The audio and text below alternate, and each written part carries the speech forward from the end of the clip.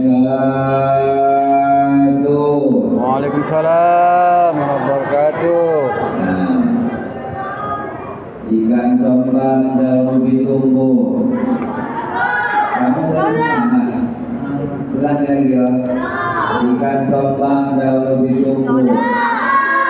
Semoga sudah diucapkan salam ibu bapak sudah mengantuk. Asik kesimpang kawan tulisannya. Sampai menjawab salamku dengan penuh semangat, ku doakan banyak THR-nya. Assalamualaikum warahmatullahi wabarakatuh.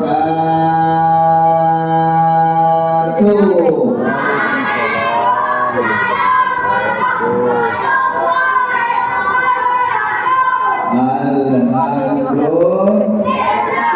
Gimana ibu-ibu, bapak-bapak, sehat? Coba dulu keluarkan dulu suara tuh yang tak mengantuk. Gimana bapak-bapak, ibu-ibu, sehat? Semuanya sudah berbuka? Ada kue lagi di rumah? Kalau ada kue yang berdandang. Bapak-bapak, ibu-ibu dirahmati Allah yang kita hormati, Ketua BKM Masjid Jami Sabir, masjid yang sangat luar biasa. Kemudian yang kami hormati tokoh-tokoh agama, para ustadzah yang datang di tempat yang penuh dengan keberkahan dan di waktu yang penuh berkah. Masyaallah. Iya. Mik.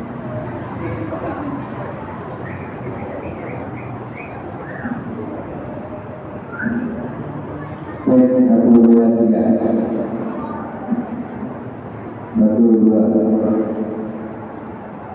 Nah, di mana tadi?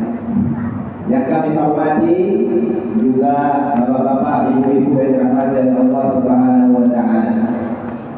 Ibu-ibu, ini kali ketiga saya berjumpa dengan bapak-bapak dan ibu. Dulu pertama kali ketika saya sampai dari Yaman ke kota dan kembali, dibuatlah tabligh akbar dengan anak yatim bersama Jumat Berkah Peduli. Kemudian dengan Bapak Waris wali kota pada saat itu. Dan yang kedua kemarin mendakikan pengajian dari Muhid. Yang ketiga kita berjumpa kembali, tatap wajah, bersilaturahmi dan insya Allah mendapatkan ilmu dan berkah. Amin ya rabbal alamin. Suara saya jelas, Bu? Jelas. Bapak ibu-ibu dirahmati oleh Allah Subhanahu wa taala, alhamdulillah kita sudah masuk ke puasa Ramadan yang ke-22. Dan tadi malam baru saja kita bicarakan adalah tarawih yang ke-23. Dikarenakan malam ini adalah malam ganjil, kemudian 25, 27 saat diharapkan turunnya malam Lailatul Qadar. Inna anzalnahu fi lailatul qadri. Kami telah menurunkan Al-Quran pada malam Lailatul Qadar. Di dalam Al-Quran, kalau sudah memakai nahnu atau memakai inna, itu yang dimaksud adalah Allah. Kenapa Ustaz dibuat bentuk jamak? Kenapa dibuat bentuk banyak?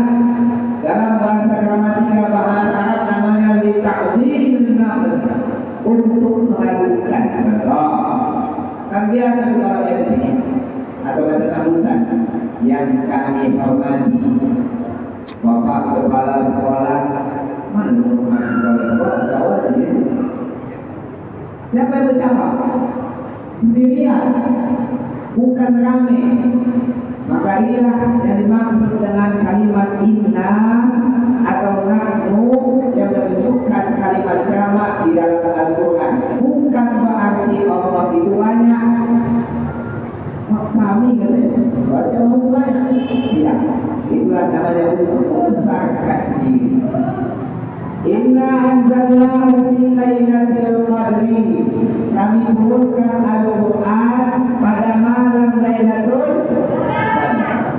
Al-Quran itu itu diturunkan dua tahap. Tahap yang pertama dari Lauhul Mahfuz ke Baitul Izzah langit dunia. Tahap yang kedua dari Baitul Izzah ke Nabi Muhammad sallallahu alaihi wasallam.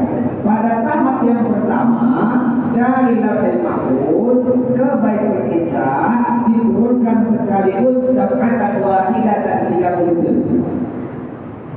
Dari tahap kedua Baitul Izzah ke Nabi Muhammad sallallahu alaihi wasallam tidak diturunkan sekaligus, akan tetapi diturunkan tergantung kisah atau kejadian yang terjadi pada saat itu. Sehingga yang pertama kali turun ayat pada surah pada Al-Quran adalah Iqra bismi rabbikal ladzi khalaq. Kadang awak bertanya, yang pertama turun adalah Iqra, tapi yang di awal Al-Quran adalah Al-Fatihah. Apa? Buka Quran itu mana dua-dua? Iqra atau Al-Fatihah? Al-Fatihah, Al-Baqarah, kemudian selanjutnya sampai An-Nas. Imam As-Suyuti ini, Imam Jalaluddin As-Suyuti hidup sekitar pada abad 10 Hijriah. Beliau punya kitab namanya Asraru Tartibil Quran, atau bisa dicek di kitab beliau yang lain namanya Al-Itqan fi Ulumil Quran. Kenapa yang diturunkan dulu adalah Iqra, sedangkan di awal Al-Quran yang pertama ditulis adalah surah Al-Fatihah? Imam As-Suyuti menuliskan dalam kitab Asrar Tartibil Quran adalah tauqifi. Maksudnya apa tauqifi ini? Nabi mendapat wahyu dari Allah, Nabi yang Muhammad tulis Al-Fatihah dulu di awal. Walaupun yang pertama kali turun adalah surah, yang pertama kali turun adalah ayat Iqra bismi rabbikal ladzi khalaq. Jadi apa kalau ditanya orang jawabannya? Jawabannya tauqifi. Sudah begitulah kata Allah kepada Nabi Muhammad, wa ma yantiqu 'anil hawa in huwa illa wahyun yuha. Begitulah diturunkan oleh Allah. Yang dimaksud malam Lailatul Qadar adalah Al-Quran yang di tahap pertama. Berarti kapan? Yang dari Lauhul Mahfuz ke Baitul Izzah. Itulah yang dimaksud malam Lailatul Qadar. Maka bapak-bapak, ibu-ibu dirahmati oleh Allah Subhanahu wa taala, tentang kajian Lailatul Qadar saya rasa bapak ibu sudah hafal dan sudah paham. Kalau tiap tahun sering diulang. Karena pada malam Lailatul Qadar setara dengan 83 tahun 4 bulan kurang lebih, seperti itu yang dikatakan ulama. Akan tetapi Imam Malik punya kitab namanya Muwatta. Ini kitab hadis. Karena Imam Malik juga termasuk ahli hadis. Menuliskan dalam kitab Muwatta itu Imam Malik, dulu umat-umat Bani Israel kalau ada beribadah dikatakan dia ulama, dikatakan dia orang alim, abid, ahli ibadah, kecuali dia sudah beribadah selama ribuan tahun. Datanglah Nabi Muhammad mengatakan a'malu ummati awali sittina aw sab'in qalilun an yajawzani. Umur umatku, kata Nabi, dituliskan oleh Imam Malik dalam kitabnya Muwatta. Umur umatku sekitar 60 atau 70 tahun. Tak banyak, paling sedikit yang lewat dari. Kalau bertanya di mana yang akan ibu-ibu? Bapak pada berapa tahun? Dia berapa tahun? 50, berarti 20 tahun lagi. Yang bohong. 58, sukses 12 tahun lagi. Qalilun jawzalik, sedikit yang lebih dari itu. Sehingga walaupun umurnya pendek, dikatakan Muhammad SAW itulah dikasih Lailatul Qadar yang ibadahnya melebihi 83 tahun 4 bulan. Ustaz, kami tadi malam Wah, Lailatul Qadar ini kenapa? Enak, dia dingin. Makasih makan, apa dingin? Kalau tak ada pula panas, makasih dingin. Tak Lailatul Qadar Ustaz. Kalau terlambat kita dapat Lailatul Qadar pada malam hari, maka kata Imam Ar-Razi dalam kitabnya Mafatihul Ghaib, ini tafsir yang sangat fenomenal. Kalau biasanya kita baca Quran, ada kejanggalan yang kita rasa ketika baca Quran, maka buka kitab Mafatihul Ghaib punya Imam Ar-Razi, itu sangat luar biasa. Kejanggalan ya, kalau tahu kita kejanggalan, berarti kita sebenarnya tahu itu bahasa Arab artinya apa, kenapa sebenarnya dijawab oleh Imam Ar-Razi. Kalau tak bisa malam, maka kata Imam Ar-Razi dalam kitab tafsirnya itu, maka siang hari beribadah awak di situ, kebetulan malam Lailatul Qadar tadi malamnya, maka dapat juga beribadah lebih dari 1000 tahun. Misal malam ini Lailatul Qadar, sudah tahu lah malam ini kelewatan. Maka beribadah awak pagi atau siangnya, maka sama dengan malam hari, malam Lailatul Qadar. Maka itulah bapak-bapak, ibu-ibu dan hadirin Allah, mudah-mudahan kita mendapatkan malam Lailatul Qadar walaupun karena kita tak merasa. Maka kata Imam Nawawi, tak pala disangkakan orang yang mendapatkan Lailatul Qadar dia rasa enak cuaca itu, nonang hari tak pala harus itu. Berarti kita beramal dari tanggal 1 Ramadan sampai 30 Ramadan. Makanya bilangan yang paling rendah orang yang mendapatkan Lailatul Qadar adalah man shalla al-isya'a wal maghriba wal fajr jama'atan. Siapa yang salat maghrib, isya, subuh berjamaah, maka faqad akhadha Lailatul Qadar bi hadzin wahid. Maka dia mendapatkan Lailatul Qadar secara sempurna 100%. Isya jamaah aman, subuh jamaah aman, maghrib tak kalah aman. Kenapa?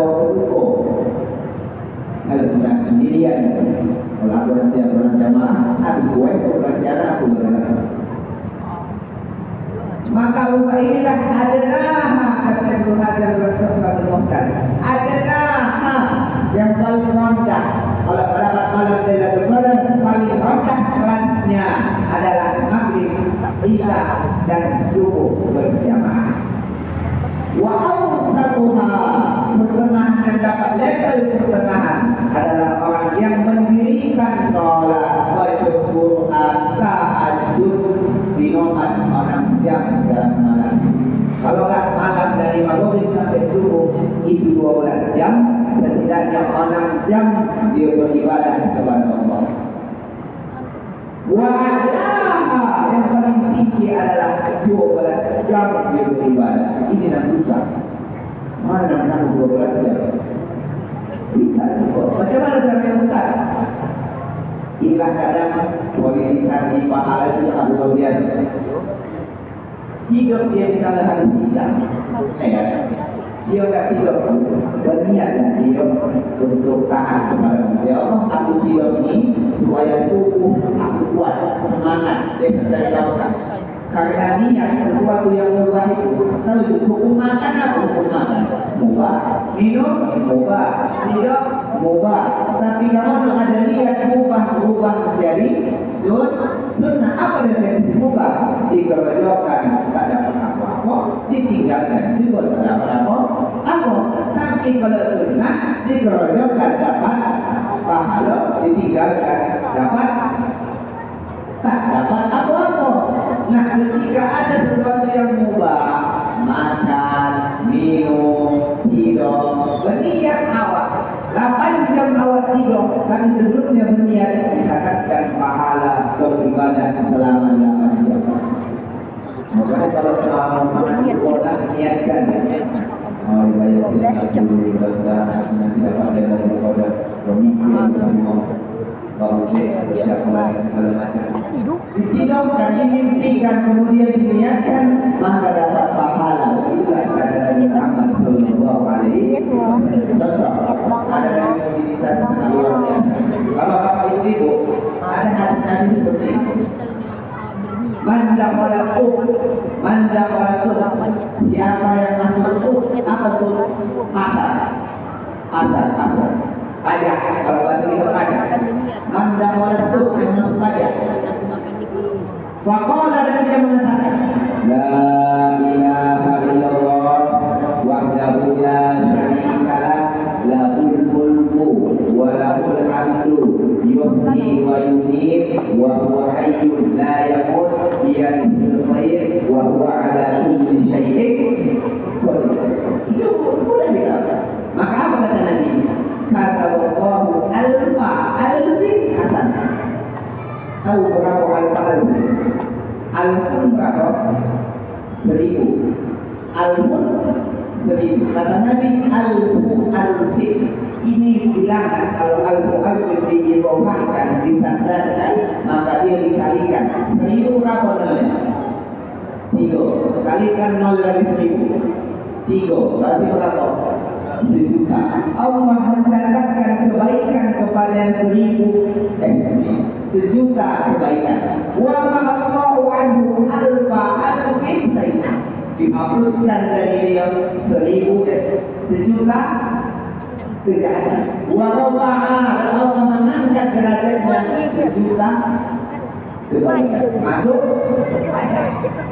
Yang membaca doa tadi masuk pajak, masuk pasar, maka dia mendapatkan pahala seperti ini. Nah, dulu waktu kami di Yaman, ada namanya lembaga pendidikan ribat tadi. Dulu dipimpin oleh Habib Salim Asy'ari. Kita katakan sekolahnya di jembatan. Rumahnya di mana? Tak tahu pula di sini rumah. Sini ya. Simpang dalam segala. Pajaknya di sini maksudnya. Kalau anda pergi mengajar atau anda pergi belajar, anda pergi kemana-mana, dia sengaja lewat pajak dan membaca doa itu walaupun dia tak memboleh. Tak salah kita memboleh. Tak salah kita memboleh. Yang penting lewat saja dari pajak itu, singgah otak, anda lewat saja, anda singgah, anda memboleh mana waktu jadi, terserah. Maka dia membaca la ilaha illallah wahdahu la syarika lah, lahul mulku wa lahul hamdu yuhyi wa yumiit wa huwa hayyun la yamut biyadihil khairu wa huwa ala kulli syai'in qadir. Maka dia mendapatkan 1.000.000 kebaikan, dihapuskan 1.000.000 kejahatan, dan diangkat 1.000.000 jenazah. Jadi kalau ada kemana-mana kami sengaja lewat aja. Dalam katakanlah fikih kontemporer, Ibu Nawawi, Ustaz, kalau ke Indomaret macam mana? Kalau ke Alfamart macam mana? Kalau ke pajak-pajak macam mana? Kalau ke Shopee macam mana? Shopee kan semua.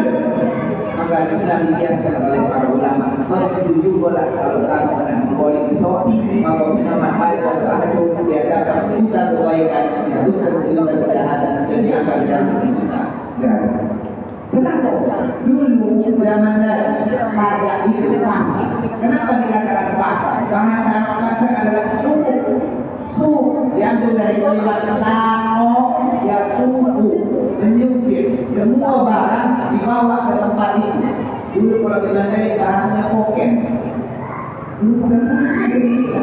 Ada masuk poken. Semua yang berjual baju, jual kue, jual apa terserah dibawa ke poken itu. Begitulah dulu pajak pada zaman Nabi. Sekarang Shopee semua ada.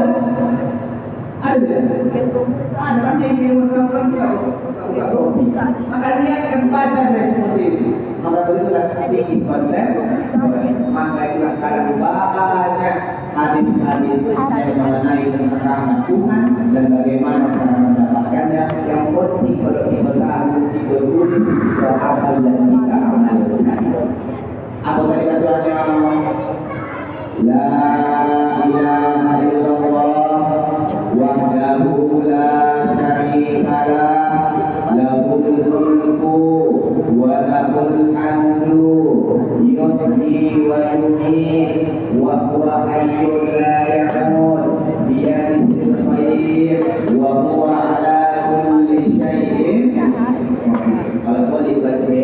nikmat baca itu. Makanya dia banyak bacaan seperti itu. Kalau di masjid biasanya banyak bacaan yang ikaf. Nawaitul i'tikaf fi hadzal masjid ma dumtu fihi lillahi ta'ala. Dan kalau di pajak adalah jangan lupa baca doa masuk pajak. La ilaha illallah wahdahu la syarika lahu. Kalau kata lain, kita selalu sudahkah Anda sholat? Nah, itu mudah-mudahan kita amalkan dan bisa berfaedah. Walaupun sedikit yang saya sampaikan, mudah-mudahan bisa bermanfaat bagi semua dan diamalkan. Ilmu itu Pak, kalau ada rasa bermanfaat yang jangan dibiarkan. Sayang, ilmu itu mahal.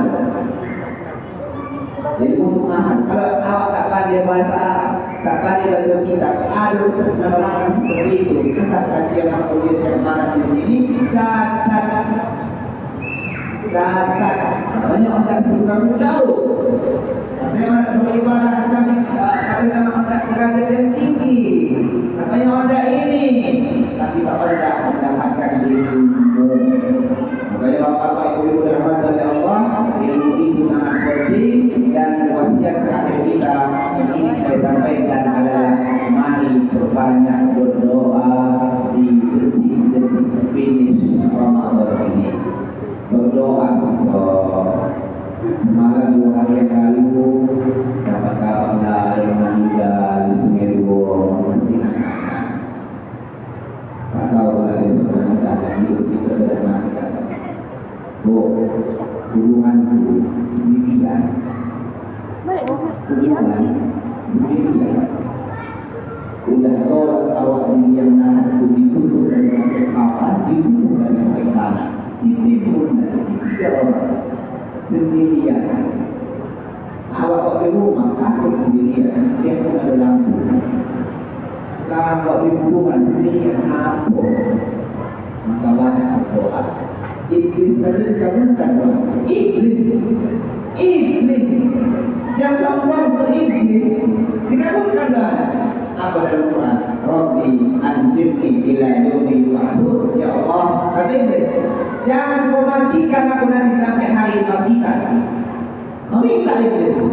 Apakah kata Allah, kau tak ada sedikit perubahan dari Adam, tak kasih apa, tak mustajab apa? Allah mengatakan, innaka minal munzirin. Engkau wahai iblis, kabulkan doa kau dan engkau akan menentukan nanti sampai hari kiamat. Kalaulah iblis yang begitu dikabulkan doanya, maka apalagi kita pasti dikabulkan oleh Allah Subhanahu wa Ta'ala. Banyak-banyak berdoa, bersahur, bulan waktu yang sangat mustajab. Ya Bu, bisa kuliah, mudah-mudahan kita mendapatkan manfaat daripada dan kalau bapak-bapak ibu-ibu yang mana mendapatkan anak yang di SMP ini, insyaallah nanti akan kita barukan tahfiz pelajaran kitab kuning. Insyaallah mudah-mudahan banyak dan banyak balik yang bisa paham ajaran kitab kuning sehingga dapat memahami Al-Quran. Yang hafal Quran sudah banyak dan yang terpenting kita bisa memahami Al-Quran. Kita sepakat Al-Quran adalah pedoman hidup, tapi pedoman hidup tidak akan bisa kita jadikan Quran sebagai pedoman hidup kalau hanya sekedar dibaca dan hanya sekedar dihafal, akan tetapi tidak dipahami. Itu kita lele cukup sekian dulu ya le. Salam